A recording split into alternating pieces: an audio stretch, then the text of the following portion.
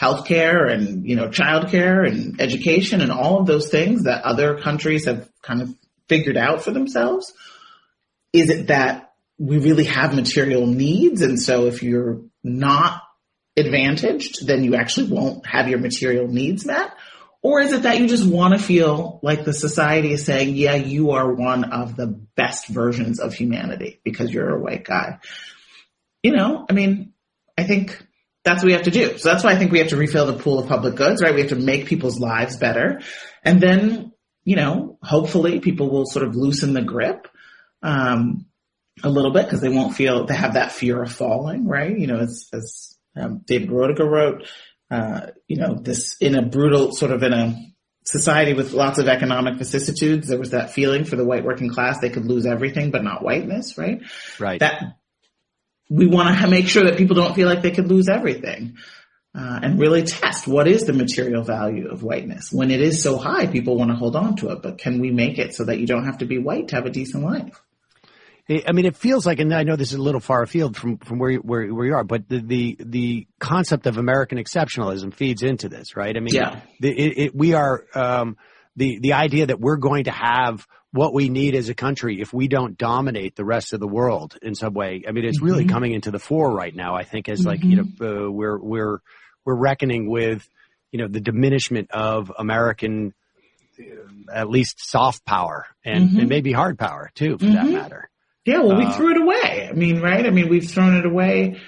That's a longer conversation about how it is that we threw it away and what race and colonialism and white supremacy have to do with our various adventures that have thrown this away, and how much, we are losing out in terms of economic vitality and innovation because we keep devaluing the labor of Black and brown people, both in terms of internally, where it's costing us trillions of dollars a year to have these racial economic divides for, sort of simple math reasons, right? If you have so many people on the sidelines, they can't be on the field scoring points, right? If we have so many people saddled with discrimination and debt and disadvantage, then obviously our economy is not going to be as productive. And you've got like Citigroup, counting it in $20 trillion, $16 trillion over the last 20 years. Citigroup says that the racial economic divides between Black and white families have cost us. So there's that version of it as well.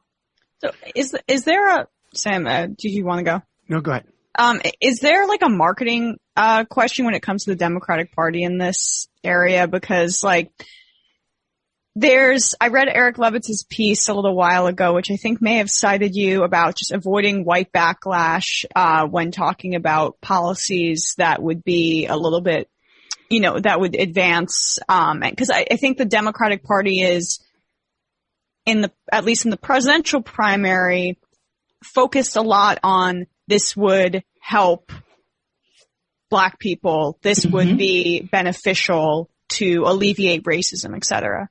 But, a lot of what you're talking about, these universal programs, they're not being marketed that way by the Democratic Party, and they're moving much more towards a donor class in suburbia that dominates and pulls the strings behind the party. And then they also are counting on, of course, Black voters and voters of color as well. And there is some of that. I don't really want to appeal to this guy that Sam's talking about who's annoyed that he has to press 1 instead of 2, but there's also a lack of, I think, conscious efforts to broaden the discourse or broaden the marketing by the Democratic Party to people who might be on the fence in that area. I'm just wondering how you reckon with that. Yeah, The Race Class Narrative Project was our attempt to give Democrats a way to talk about race in a way that widens the circle of who was willing to listen, and that, as I said, inoculates some of those racially anxious, not economically anxious white voters, but also that, builds a multiracial coalition.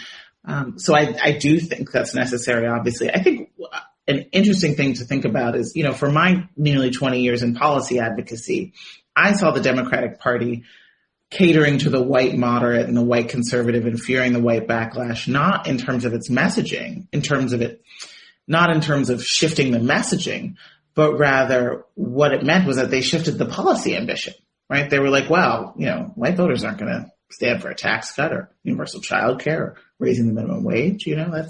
That's not something we can even offer up because there's a sense of a backlash, right? And, white voters are not going to tolerate deficit spending and all of these things. So what I'm happier about is that it's no longer like in the policymaking, this fear of the white moderate and this fear of what white voters will do.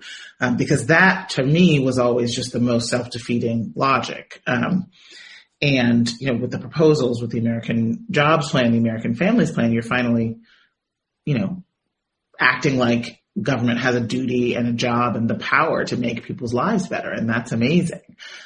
Do I think that talking about canceling student debt or something like that only as a way to, disproportionately benefit Black borrowers who, have had to borrow more, not because we're like bad with money, but because of the racial wealth divide? That was the explicit creation of racist government policies, of explicitly racist government policies. Do I think that we should only talk about it that way? No, obviously not, right? You shouldn't tell,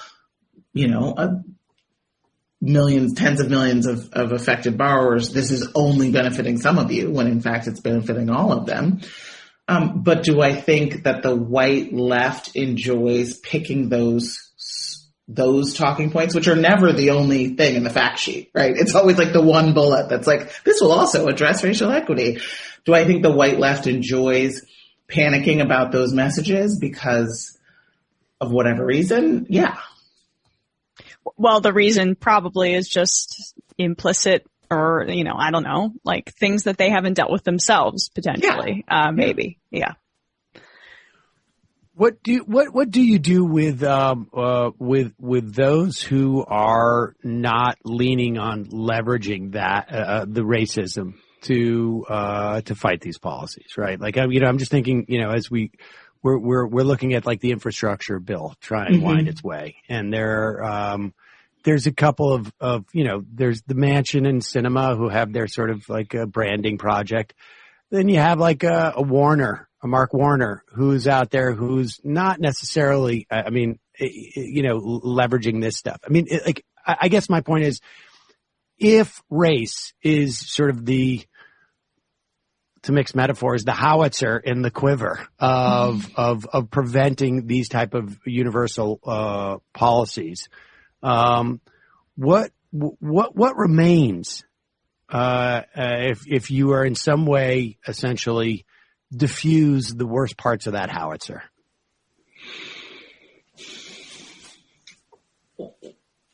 You're saying what is there a principled opposition to an infrastructure bill? Is that what you're asking me? Yeah, that is not about racial resentment. Well, principled.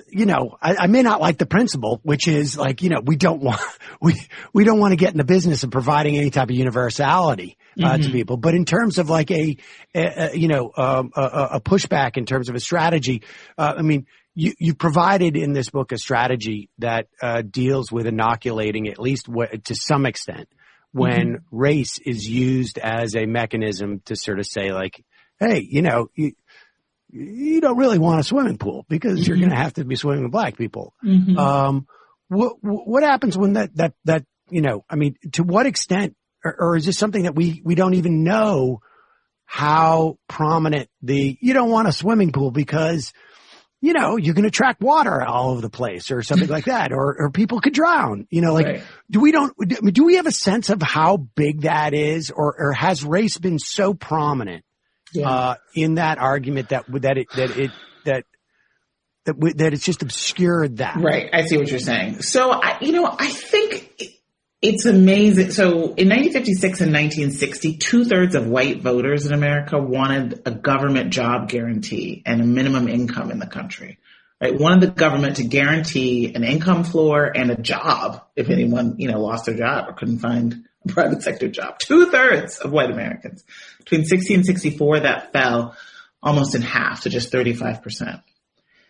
So, and then I talk about in the book what happened between 60 and 64 in terms of the civil rights movement and the March on Washington, including those demands, for example. So, I think race had a lot to do with it then. I think that if you, poke around in the social science data and see how, being shown a headline that talks about demographic change makes white independent voters suddenly want to drill in the Arctic, I think it's weird, right? It's weird how prominent this is.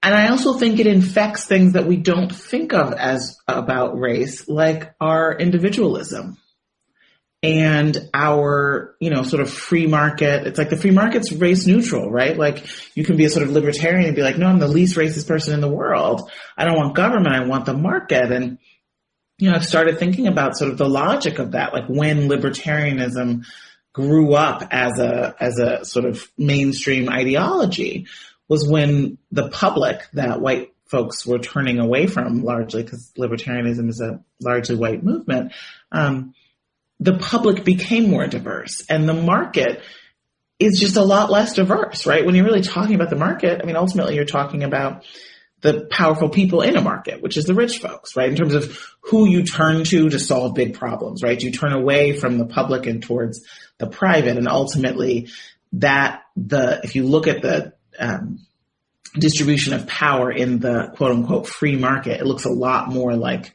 pre-civil rights America, right, than does the government even today, even though white men are still vastly overrepresented in the halls of power in government too. So I just think it's hard, right? You can't disentangle it. We wouldn't have had race, period, if it weren't for greed, right? So it's hard to disentangle our economic stories about who belongs and who deserves and what's right and what's wrong and who merits what from our core sense of a hierarchy of human value. I don't think we'd have such a low minimum wage if we hadn't started out, at zero.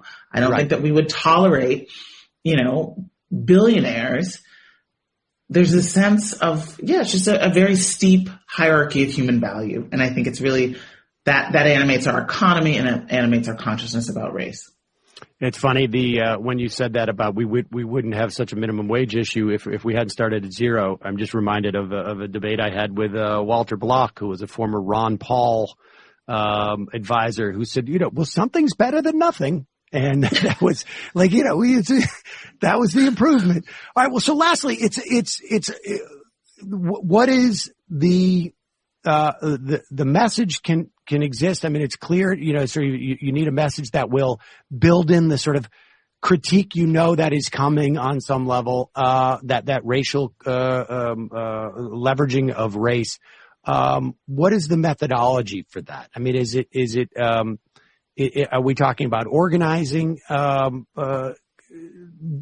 Tell us the second part of the subtitle, I guess. How we can prosper together. How do we prosper together? Well, I'm a policy wonk. I think there are so many policies that we need to pass in order to minimize the mentality of scarcity, which is where you really get the zero sum starting to be, make common sense to folks. I think we need to refill the pool of public goods. And so, technically speaking, we need to reform the filibuster and move the jobs plan and the families plan, and make them stronger in a couple of significant ways.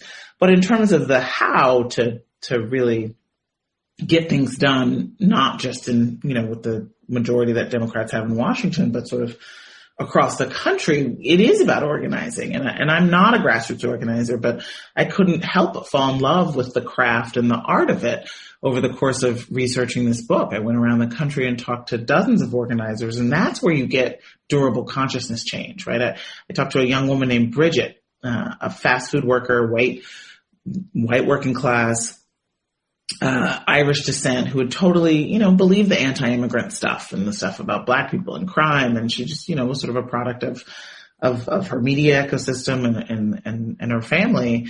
But it was through organizing with the Fight for 15 that she first saw herself in a Latina woman, as she said to me, and realized that it's not about us and them, as she said to me. She said, in order for us to come up, they've got to come up too, because as long as we're divided, we're conquered. And that came through organizing. That wasn't through seeing a political ad. That came through organizing for $15 in a union. Well, there you go. Heather McGee, the book is The Sum of Us, What Racism Costs Everyone and How We